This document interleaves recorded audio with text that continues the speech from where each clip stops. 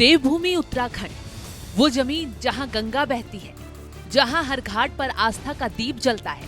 लेकिन इसी पावन भूमि पर जब छुपकर षड्यंत्रों के बीज बोए गए, जब नकली साधु और भेष बदलकर आए घुसपैठिए सनातन की जड़ों को खोखला करने लगे, जब धर्मांतरण के जाल में भोले भाले लोग फंसने लगे, लेकिन बिना देरी करते हुए तभी एक्शन लेते हुए योद्धा की तरह मैदान में आए पुष्कर सिंह धामी, वो नाम जिसने न सिर्फ उत्तराखंड की राजनीति को नई दिशा दी, बल्कि हिंदुत्व की धार को और भी धारदार बना दिया। जिस देवभूमि को कुछ ताकतें अस्थिर करना चाहती थी, वहां अब एक ऐसा शासक खड़ा है जिसने अपने फैसलों से दुश्मन की नींद उड़ा दी है। ऑपरेशन कालनेमी से लेकर धर्मांतरण विरोधी कानून और मदरसा बोर्ड की संपत्ति तक, धामी सरकार के एक कदम ने न सिर्फ सनातन के दुश्मनों को कांपने पर मजबूर कर दिया, बल्कि पूरे देश में साफ संदेश भी दिया। देवभूमि अब किसी भी षड्यंत्र का अखाड़ा नहीं, बल्कि हिंदुत्व का किला है, जिसमें कभी नकली साधु गिरफ्तार होते हैं, कभी बांग्लादेशी जिहादी सनातन के भेष में पकड़े जाते हैं, तो कभी धर्मांतरण के कारोबारियों पर ऐसा शिकंजा कसता है कि उनकी कमर ही टूट जाती है। उत्तराखंड की जनता शायद ही कभी भूल पाए कैसे देवभूमि के शांत वातावरण को धीरे धीरे जहरीली साजिशों ने अपनी गिरफ्त में लेना शुरू कर दिया था।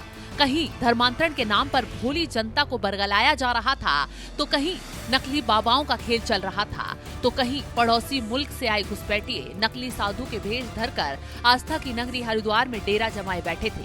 लेकिन कहते हैं ना, जब अंधेरा गहराता है तभी सूरज और तेज भी चमकता है, और यही काम किया मुख्यमंत्री पुष्कर सिंह धामी ने। धामी सरकार ने एक के बाद एक ऐसे फैसले लिए जिसने सनातन की जड़ों को खोखला करने की कोशिश करने वालों को बड़ी मार दी।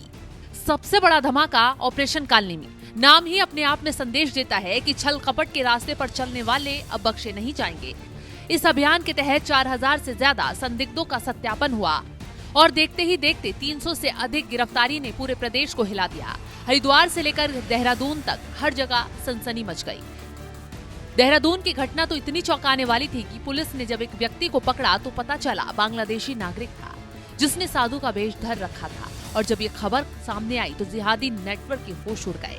ऑपरेशन कालनेमी का संदेश साफ था, सनातन के भेष में छुपकर खेलने वाला अब कोई भी खेल बर्दाश्त नहीं किया जाएगा। लेकिन धामी यही नहीं रुके। अवैध धर्मांतरण पर उन्होंने ऐसा कड़ा कानून बनाया कि अब कोई भी मिशनरी या धर्मांतरण माफिया रातों की नींद खो बैठेगा। उत्तराखंड धर्म स्वतंत्रता संशोधन विधेयक 2025 सिर्फ एक कानून नहीं, बल्कि सनातन की ढाल बन गया।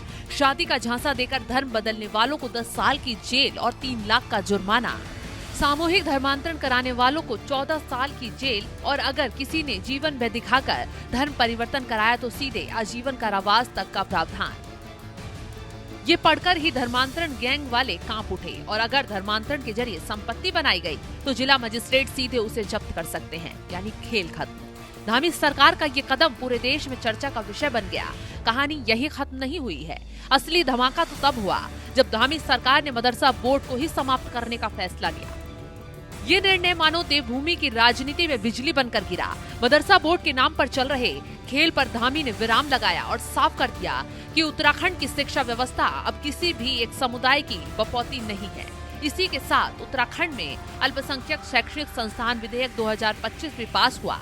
इसके बाद सिर्फ मुस्लिम ही नहीं, बल्कि सिख, ईसाई, जैन, बौद्ध, पारसी सभी को बराबरी का दर्जा मिलेगा। यानी जो खेल अब एक तरफा चल रहा था, धामी ने उसे जड़ से खत्म कर दिया। इस फैसले ने धामी सरकार को और भी धाकड़ बना दिया। आज आलम यह है कि न सिर्फ उत्तराखंड बल्कि पूरे दूसरे बीजेपी शासित राज्यों में भी धामी मॉडल की चर्चा हो रही है।